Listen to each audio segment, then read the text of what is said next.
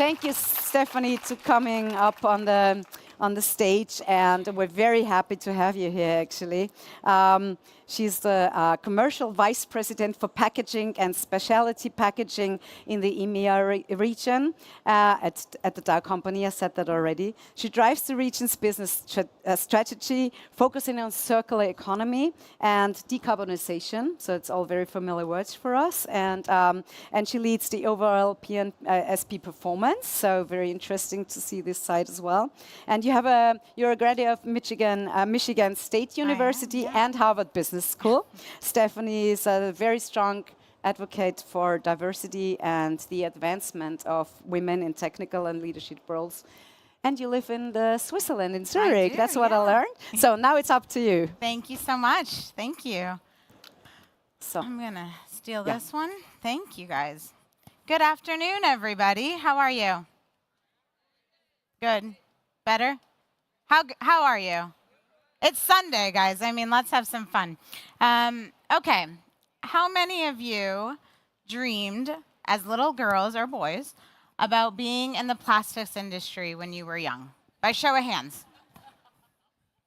Really? Nobody? No, I'm the only one here? No. When I tell people I work in plastics, I often get a lot of very blank stares, or people think I make Barbies. They're not really sure what I do. And usually I let them do that because I kind of find it funny, like to just see the confusion on their face and, them curious about what it means. But everyone in this room knows exactly what it means, actually, to work in the plastics industry.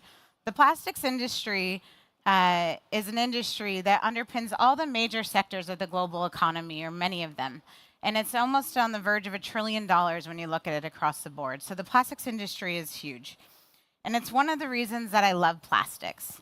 I mean, if you think about that statement, I know it's not very popular among people outside of this room to say that I love plastics. And my husband makes fun of me all the time because he tells me I'm extremely biased. But I genuinely believe in the pivotal role plastics play in society and in leading a low emissions future. But being a woman in the plastics industry means something so much more than that. Being a woman in the plastics industry means standing tall in a room when you're the only one and making sure that you make that space bigger for yourself and don't shrink yourself down to something. The data suggests from Women in Chemicals that in 48% of meetings with 4 or more people, there's only 1 woman. So we know in those moments when the odds are stacked against you, and you're choosing to make that space bigger, it's about how you can make the choice to drive innovation, to lead the charge towards a circular and low-carbon future, and to draw on your strengths and stand tall despite any headwinds that are standing in your way. And it's about embracing the discomfort and finding comfort in it, right? And being yourself. So today, I've been in this industry for almost 20 years. And today, I want to share some of the key lessons that I've learned over that time to hopefully help make your journey a little bit smoother and a little bit more enjoyable. So sometimes people ask me, how have you been successful being a woman in the plastics industry? Like, did you have to act like a man or dress like a man? For those of you who know me well, you know that acting is not my forte. I'm a little bit more of a what you see is what you get kind of lady. That doesn't mean that it's always been easy, for sure. There have been countless times where I felt excluded, I felt judged, or I felt like I would never be able to connect with a client as well as one of my male colleagues, because I didn't do the things that the men did, like I didn't golf. And in America, which is where I spent a lot of my career, golf is a very big hobby. That's where a lot of business gets done. Or I didn't go to the same paddle club that they went to. But early in my career, I tried to fake it a little. I pretended to love golf, It was like 18 holes of torture on a regular basis. But then the more, or sometimes when I'd go on factory tours with my customers and they'd show me around their site, the operators would say, oh, is she the new assistant? You get a lot of these kinds of questions when you're in the industry. But over time, here's what I learned. Don't try to mimic other people's behaviors, because you're never going to have the same relationship someone else has. Rather, you need to build your own brand that is unique to you, and you need to be true to it. Because the best way to deeply connect with someone else is to truly be yourself. And you will then build relationships that are unique that no one else can emulate or mimic. When you stop trying to be someone else or pretend to enjoy hobbies that you don't actually enjoy, you secretly show up in a different way, and you create connections that no one else can replicate. So learning to be authentically yourself gives you confidence to not hold back from asking the hard question in a room because you think everyone else knows the answer, or to offer a different perspective. What you realize is that by you doing those things, you're bringing unique value and you're making the whole room stronger and better. I actually have a confession. I never thought of myself as a woman in plastics. Like, I didn't really understand what this meant. And someone once asked me to give a speech about it, and I was like, oh, what does that mean? You want me to talk about plastic? When I was young, I had a lot of other insecurities, right? Like being young, not having an engineering background in our industry. That was a very challenging thing for me, being new in the industry. And all these things just made me work harder. They made me study more. They made me feel like I had something to prove. And it wasn't until probably 3 to 5 years within my career, after a lot of positive feedback and people telling me I could do things that I knew I could do but was always questioned, that I had the courage to stand up to someone who continued to tell me, hey, as not an engineer, you'll never make it in this space. And I asked him, like, do you really think that there's something you learned in a couple years at university that if I genuinely put my mind to, I can't figure it out? And they never did it again, right? But it took that time, it took that courage to be able to have those conversations. What I've also learned over the years is that being a woman in our industry, that insecurity is a real thing. People don't always help you overcome this insecurity. In fact, often they make it worse, even unintentionally. They're not trying, right? It's just happening. But what I do know is that you cannot let insecurities, regardless of what they are, define who you are and how you behave.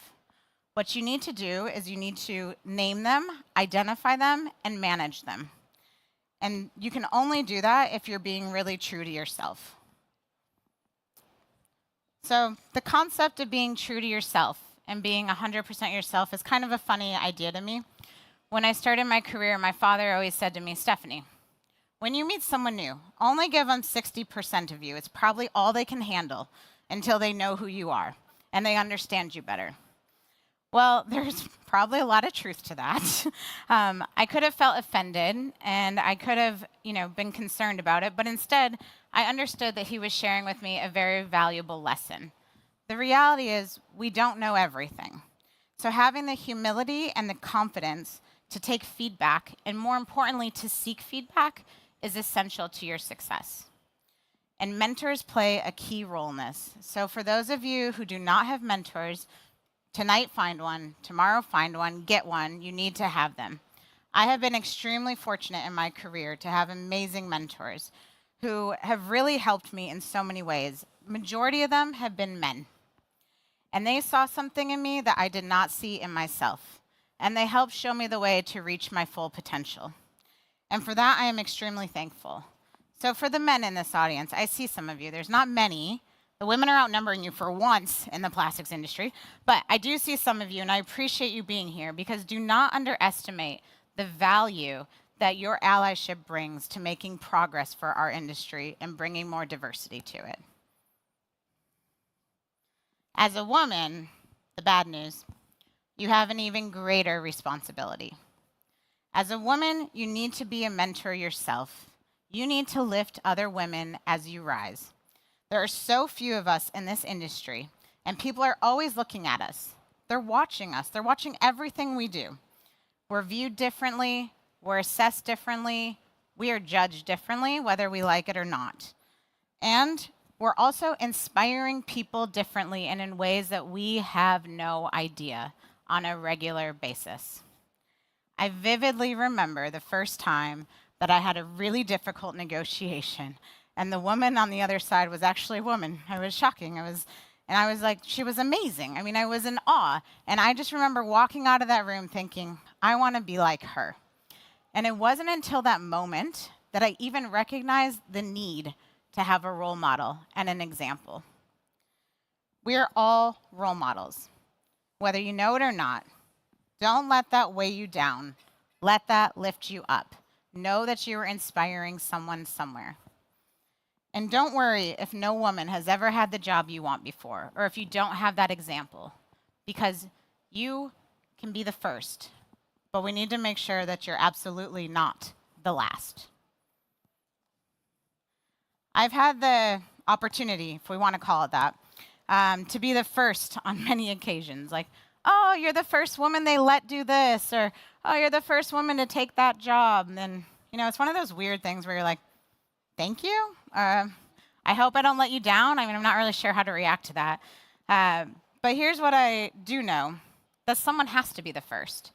So all of these courageous women here, one of you has to be the first. But my goal is to make sure I'm not the last, and to make sure comments like that are not even a thing in the future. Our industry is on the verge of an absolutely amazing transition from a linear economy to a circular ecosystem. This is a really exciting time. And without diversity of thought, creativity, and perspective, there's no way we will get where we need to go. And that's why it is so important that as women, you sponsor other women and you lift them as you rise. If we don't change the composition at the table, how on earth do we expect to change the business outcomes? So I ask you all here, who are you sponsoring? What women are you sponsoring? What women are you helping develop? If you don't have a long list coming in your head right now, think about it. I don't have, not having a sponsor is not okay. We need to have women at all levels within our organization. And I'm fortunate enough to work at a company with a huge focus on diversity and inclusion. So we have employee resource groups for a lot of minority groups, including one for women. This is a formal way to help women connect and find sponsors and connections. It's also a great way to find male allies who, again, as I mentioned, we really need to continue to make progress. But whether it's formal or informal, we cannot underestimate the impact of sponsorship. This is how we're going to change the narrative for future generations. And we don't even want them to think about the struggles that we faced. And actually, I've seen significant improvement in my 20 years in terms of women and progress. It's just not fast enough. I mean, I think even in the last 5 years, we had, based on the women's chemical data, they said we've had 12% increase in women in roles. It's fantastic. But each of us needs to exercise the power we have to make that an even faster pace and really accelerate things. In today's complex, always-on world, I don't know about you, but I feel like I'm constantly juggling maybe 25 priorities at one time, and all of them seem really urgent. Well, honestly, I think juggling would be a lot easier than doing what we do, because we all give ourselves this superwoman act that we feel we need to live up to for whatever reason, and we need to try to let that go, right? By now, I hope many of you, for the stage in your life, have realized that control is an illusion. I used to think I had a lot of control, and now I know I have none, right? The only thing that we can control is ourselves. You cannot control whatever tweet is going to come when you wake up that's going to throw the business sideways any better than you can control guessing what the lottery winning numbers are. The only thing we can control is ourselves, our choices, and our boundaries. People often say to me, I don't want to bother you because I know you're so busy, or do you ever sleep? Like, how do you get this all done? Of course I sleep. This is a non-negotiable. Like, that is a boundary right there. But you need to know that everything's about balance. It's not about perfection, right? You need to have persistence. You need to have balance. And that needs to be defined for each individual. It is different for everybody. And so I think it's really about making intentional choices is how I try to think about it. And sometimes those choices are being lazy and ordering dinner and FaceTiming friends instead of going to the gym like I should, or, taking the call with the US that I made a reason that I couldn't be there. Don't tell anyone. Or sometimes those things are just being really intentional about being with your family in the evening and being present and not distracted on your phone, right? So whatever those choices, big or small, are, just make them and make them very intentionally. The best thing you can do for yourself is to define your own boundaries and control your own choices. Because at the end of the day, it is truly the only thing that you control. One of the most important choices that you're going to make is your own personal journey. If you told me 20 years ago I would still be working at Dow and I would still be in the plastics industry, I would have laughed at you. I had a plan, right? I was going to do this for a few years, get some experience, go get my MBA, be a consultant, because by then I'd know a lot about a lot of things, right? Like, I had a really good plan. And it is important to have a plan. At Dow, every employee is required to have an employee development plan. I would encourage you, at whatever level, to have one, but know that it's exactly that. It is a plan, and it's likely going to change. You're going to gain information, you're going to have different priorities. Plans are made to be changed. And there are plenty of difficult moments when you move up and you think, you know, at this level, it's going to be different. It's going to be easy from here. I've earned my spot. Like, no one's going to judge me. Well, unfortunately, that's not what happens. In fact, it actually gets worse in terms of numbers if you look at the people at the table, right? So based on some of the women in chemicals data, it tells us that 30% of the global chemical industry workforce is women. As you move up, representation reduces to just 20% of executive roles and 10% of senior leadership roles. So by numbers, default, we're getting worse, and we need to make progress. So even with a strong track record, the change, it doesn't change the reality that you're still probably the only one or one of few. You still don't have the same hobbies, and you still feel the pressure to prove yourself. But there is a difference. There's a silver lining. It does get a lot more fun. Why? Because you have done it. You have done it time and time and time again. You've done it in every single role. And with that, we also have the opportunity, as you get more senior, to shape the future. And that's not just for the next generation of leaders, but for the next generation of our industry, for the critical decisions that need to be made, for the investments that we're making that are going to transform this amazing industry. Despite all of the challenges, I wouldn't change a thing about my journey, because every step has made me stronger, because I chose to learn from it, not to let it handicap me. And let's not forget, we work on really fun things. This industry is so exciting. Like, we find ways to keep food fresh for longer, to feed more people. We're at the leading edge of helping with climate and offering low emission solutions to the world. We are finding ways to turn waste into new business models. We do some really cool stuff, and we should all feel extremely proud of that. This industry is full of innovation and potential. And if you focus on that versus focus on being the only woman in the room, that will keep you going. And that is also going to inspire the next generation and have you bring them with you. Yes, the challenges women face in plastics are real. But the reality is, unfortunately, they're not unique to plastics. They are unique to any industry that is predominantly male. What is unique in plastics is the enormous power and potential that women bring when we refuse to get in our own way.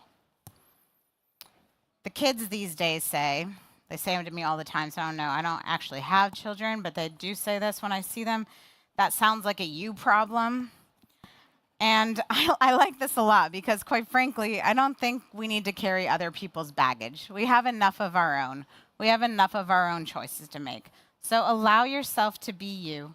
Unleash your creativity and ingenuity in this industry that so desperately needs it and is on the verge of a transition. And by doing so, you're going to inspire the next generation not only to see the power of plastics, but the power of the amazing women behind it shaping it. Thank you.